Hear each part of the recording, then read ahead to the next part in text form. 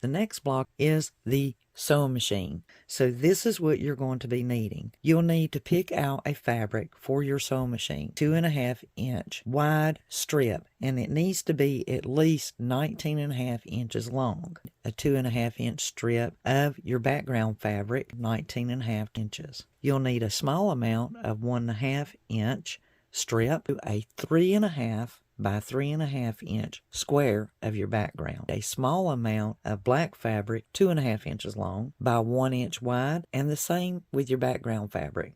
This will make a needle. To create our needle, 1 inch by 2.5 inch strip of black and a 1 by 2.5 inch strip of white. 2 strips. Now this is what is really significant, and you have to sew it this way for it to come out right. We're going to lay our black down. We're going to take our white strip, follow what I'm doing, and we're going to lay it sideways, just like that. The way we need to sew this is we are going to create a diagonal line from right to left. We're going to start in the upper corner, and we're going to sew down to the lower left corner. That way our angle is correct whenever we get this sewn. But this line gives you an area of guide. So let's go to the machine and let's sew from the upper right to our lower left. So there we are, our tiny little line sewn from our right to the left. Also minimize your stitch to 2 millimeters versus 2.5 because this is so tiny. That way that makes sure those threads stay in there good and snug. Now all we have to do is cut this little corner off. You have a 1/4 inch line on all of your rulers, and at your 1/4 inch line, lie that down on the actual stitch itself. When you do that, anything beyond it you can cut off. Now you've allowed your 1/4 inch seam allowance. Now this is what's really clever about this. We're just going to push that back, and you can finger press it, and as you can see, mine is slightly off and a little bit over on here. No problem, we'll take that up whenever we add our other pieces on. Since we have our needle made, see our little angle going there? We need this piece itself to measure 3.5. So we want to cut off any difference that we have here and just make sure that is good and pull back. Now we need to make sure that our 3.5 inches is coming from the top. We need all of the black in this. We have our 3.5 inch long needle. We just need to start adding our other pieces to it. There is a system to which side you put what in order for your needle to look correctly. A 1.5 inch wide strip that is 3.5 inches long. This will be sewn to the left side of the needle.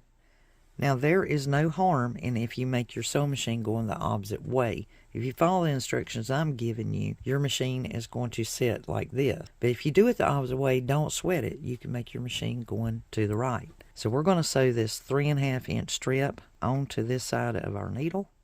That's looking really good. Now we need to add a 3.5 inch square onto the right side of our needle. So our 3.5 inch background fabric, we're going to attach to this side of our needle.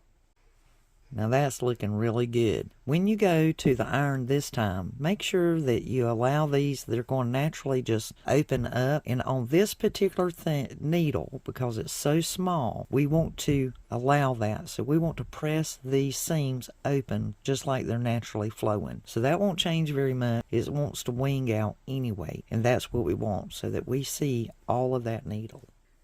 So for the very top part, above, to start building the body, we're going to take the fabric we selected for our sewing machine, and we're going to cut 2.5 inch by 5 inch piece. Let's attach that to the top. Go to the machine and sew that down. So we've got that pressed back, always pressed towards the dark side, is our seam. And the next piece we're going to cut is going to go down the side, 2.5 by 5.5 inches.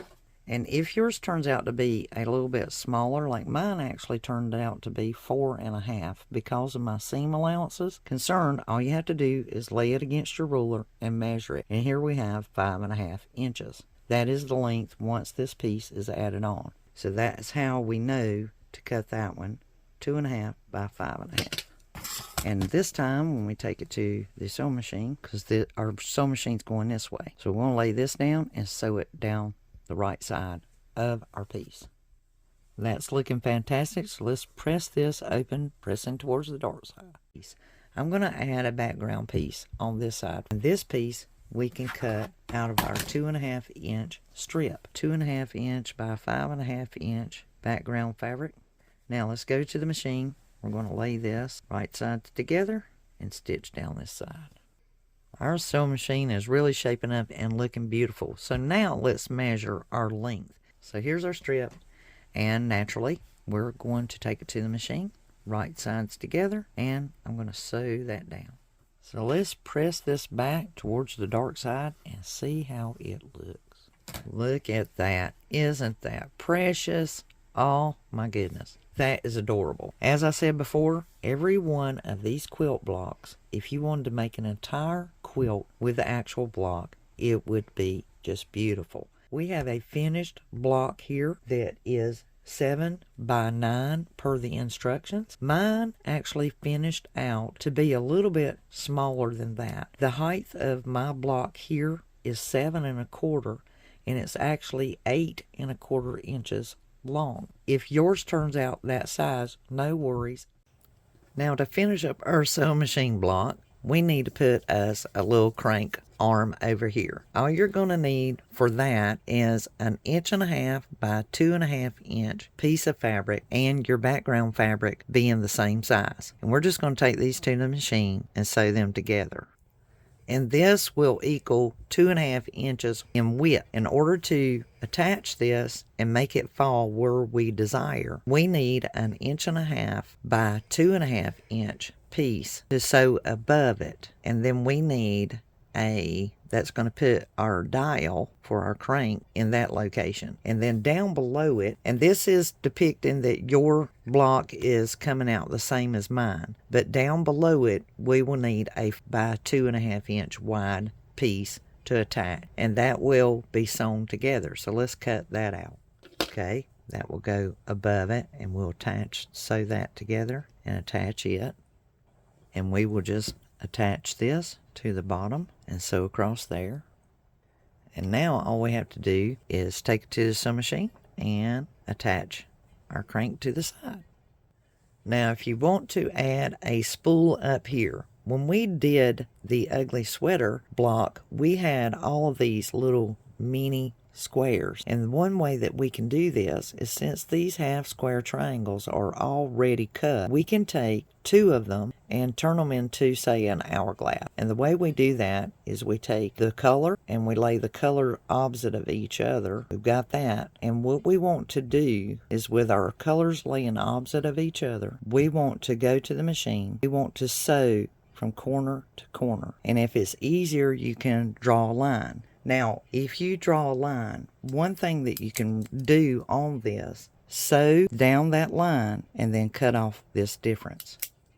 Okay, so I've sewn right in the center. Now, I want to show you this before you decide which side you want to cut off. And depending on your colors, open it up and see what it looks like. See if this is the side that you favor with these colors, or is it this side that you favor. And then that way you'll know which side to cut off. Because I know that these little tiny fabrics will literally disappear whenever I go to sew this. I'm probably going to select this side right here. That's just something that you can consider whenever you make one of these. So I'm going to lay my 1/4 inch seam allowance on there, right on that sewn line as we have the others, and I'm going to cut off the difference.